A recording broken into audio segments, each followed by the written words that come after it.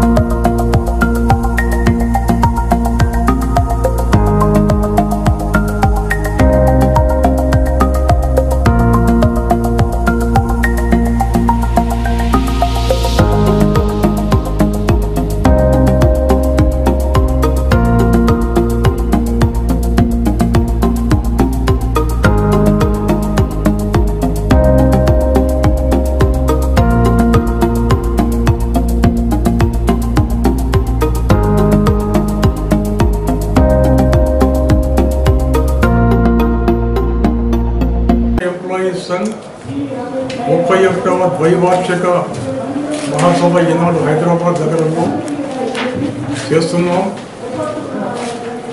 వివిధ రాష్ట్రాల నుంచి డెలిగేట్స్ వచ్చారు. South central railway employees Sangh October 66 నుండి ఈనాటి వరకు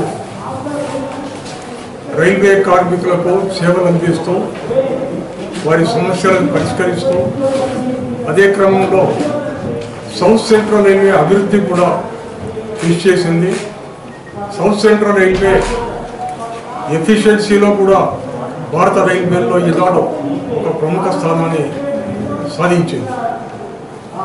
రైల్వే కార్మికులు 24 గంటలు మారుమూల ప్రాంతాల్లో జనావాసం లేని స్టేషన్లలో డాక్టర్ లేడు, నీళ్లు లేవు, అలాంటి స్టేషన్స్లో కూడా రైల్వే కార్మికులు పనిచేస్తూ ఈనాడు నిరాఘాతంగా రైలు నడిచే విధంగా వారి సేవలు అందిస్తూ తోడ్పడుతున్నారు. ఈ సందర్భంగా రైల్వే కార్మికుల యొక్క న్యాయమైన డిమాండ్ కొత్త పెన్షన్ స్కీమ్ను రద్దు చేయాలి, పాత పెన్షన్ స్కీమ్ను పునరుద్ధరించాలి అనే డిమాండ్ ఈనాడు కూడా భారత ప్రభుత్వ స్థాయిలో పరిష్కారం కాకుండా ఉండిపోయింది.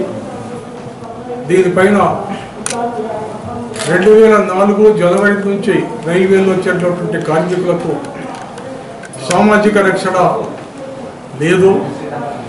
ఆ డేట్ కంటే ముందు జాయిన్ అయిన వారికి మాత్రం లిబరలైజ్డ్ పెన్షన్ స్కీమ్ అమలవుతుంది. కనుక ఈ యొక్క ఎన్పిఎస్ను వెంటనే తొలగించాలా, పాత pension scheme liberalised pension scheme reintroduce చేయాలనేటువంటి ఒక ఎన్ఎఫ్ఆర్ డిమాండ్లో ఇద్దరు రైల్వే శాఖ మంత్రులు మల్లికార్జున్ ఖర్గే గారు, సురేష్ ప్రభు గారు అంగీకరించి భారత ప్రభుత్వానికి ప్రతిపాదన పంపించారు. దానిలో జస్టిఫికేషన్ ఇచ్చారు. రైల్వే కార్మికులు సైనికులు ఏ విధంగా అయితే సరిహద్దుల్లో దేశాన్ని కాపాడుతున్నారు, అదేవిధంగా మారుమూల ప్రాంతాల్లో 89% కార్మికులు పనిచేస్తున్నారు, ఇబ్బందులు ఎదుర్కొంటున్నారు. కనుక వారి యొక్క వర్కింగ్ కండిషన్స్ సైన్యంతో పోల్చవచ్చు అని ఇద్దరు మంత్రులు రాశారు, కానీ ప్రభుత్వం చేసే పద్ధతి లేదు. ఈ ఇష్యూ పైన మేము దేశవ్యాప్తంగా ఉద్యమం చేస్తున్నాం. ఇది సాధించే వరకు మేము ఊరుకోము. మా డిమాండ్లో న్యాయం ఉంది. ఎందుకంటే రైల్వేలో నడుస్తుందంటే రైల్వే కార్మికుల కృషి ఫలితంగా ఆదాయం సంపాదించి జీతాలు, అలవెన్స్లు, బోనస్, పెన్షన్, రిటైర్మెంట్ బెనిఫిట్స్ కూడా రైల్వే కార్మికుల కృషి వల్ల వచ్చే ఆదాయం నుంచి ఇస్తారు. విషయం లేదు. కానీ ఇతర మినిస్ట్రీస్లో కేంద్ర బడ్జెట్లో వారికి వెసులుబాటు ఉంది. ప్రభుత్వం దీన్ని గుర్తించాల్సిందిగా మరొకసారి నేను డిమాండ్ చేస్తాను. ఈనాటి జల్లబాడీ మీటింగ్లో ఈ అంశం కూడా చర్చించి యాక్షన్ ప్లాన్ తయారు చేయబోతున్నాం. రాబోయే రోజుల్లో ఏ విధంగా ప్రభుత్వం మీద ఒత్తిడి పెంచాలా, 13 లక్షల కుటుంబాలను కూడా ఒకే తాటిపై తీసుకొచ్చి రైల్వే కార్మికుల యొక్క న్యాయమైన సమస్యలు పరిష్కరించుకోవాలా, ఉద్యమం ద్వారా, చర్చల ద్వారా కనుక ఫెయిల్ అవుతే ఉద్యమం ద్వారా చేయాలి అనే అంశం కూడా పరిశీలనలో ఉంది. ఈ పరిస్థితుల్లో రైల్వేలు గత 160 సంవత్సరాల్లో ఎంతగానో అభివృద్ధి సాధిస్తే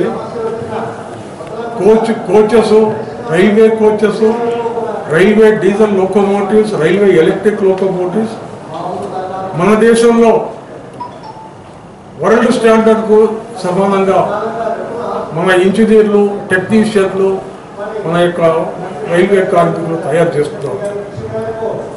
Perambur integral coach factory Perambur కానీ, రాయ్బరేలీ ఉత్తరప్రదేశ్లో ఉన్నటువంటి బాటల్ కోచ్ ఫ్యాక్టరీ రాయ్బరేలీ కానీ, డీజిల్ లోకోవర్స్ వారణాసి కానీ, చిత్తరంజన్ లోకోవర్స్ కానీ, పంజాబ్ కపుర్తలలో ఉన్నటువంటి రైల్ కోచ్ ఫ్యాక్టరీలో తయారవుతున్నాయి.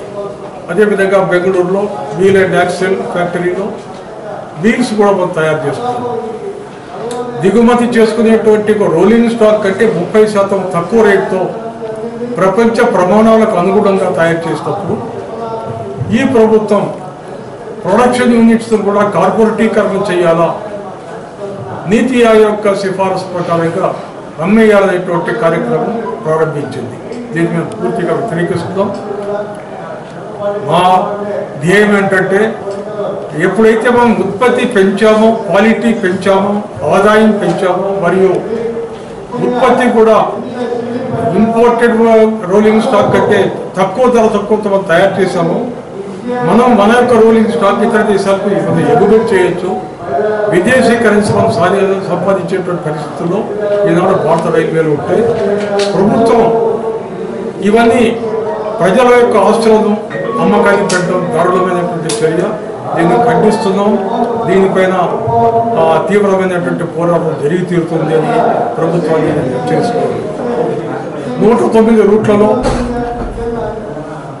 63,000 కోట్ల రూపాయల ఆదాయం సమకూర్చేటువంటి రూట్లలో రైళ్లను ప్రైవేట్ ఆపరేటర్లకు ఇవ్వాలనేటువంటి ప్రతిపాదన భారత ప్రభుత్వం తేవడం నిజంగా ఇది గర్హనీయం, ఇది క్షమించడానికి పొరపాటని నేను భావిస్తున్నాను.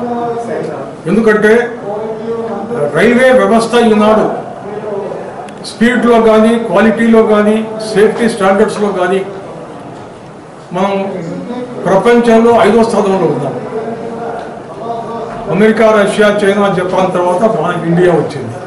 ఆ స్థాయికి మనం స్టాండర్డ్స్ పెంచుకోగలిగాం. కనుక ఈ పరిస్థితుల్లో రైళ్లను ప్రైవేటుకు ఇవ్వడం తప్పు.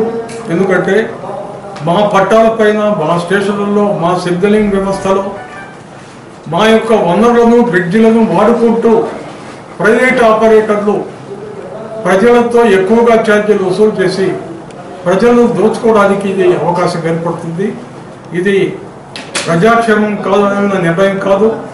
ప్రజలకు అన్యాయం జరుగుతుంది, రైల్వే కార్మికులకు అన్యాయం జరుగుతుంది, రైల్వే వ్యవస్థ కూడా నష్టమైపోతుంది. బ్రిటన్లో, అర్జెంటీనాలో లాంటి దేశాల్లో ప్రైవేటీకరణ చేశారు, ఫెయిల్ అయ్యింది. పూర్తిగా ఫెయిల్ అయ్యి మరలా వాళ్ళు ప్రభుత్వ అజమాయిషీలో నడిపేటువంటి నిర్ణయాలు ఆ ప్రభుత్వాలు తీసుకుంటున్నాయి. ప్రభుత్వం కొంచెం తెలివిగా ప్రవర్తించాల్సినటువంటి అవసరం ఎంతగానో ఉంది. ఇవే కాకుండా రైల్వే కార్మికుల సమస్యలు. సుమారు 2 లక్షల మంది డిప్లొమా ఇంజనీర్లు, సీనియర్ గ్రాడ్యుయేట్ ఇంజనీర్స్ ఈనాడు ప్రమోషన్ అవకాశాలు లేకుండా ఓపెన్ మార్కెట్ ద్వారా వాళ్ళు కాంపిటేటివ్ పరీక్షలో పాస్ అయి కూర్చున్నా కానీ తగినటువంటి ఒక కెరియర్ లేదు. తర్వాత ఇదే క్రమంలో టెక్నీషియన్స్కు నష్టం జరిగింది. 7వ పే కమిషన్ అన్యాయం చేసింది. 7వ పే కమిషన్ యొక్క రిపోర్టు అవకతవకలు ఈనాటి వరకు వాటిని పరిష్కరించడంలో ప్రభుత్వం విఫలమైంది. కనుక ఈ అన్ని అంశాలపైన మేము ముందుకు వెళ్ళాలనుకుంటున్నాం.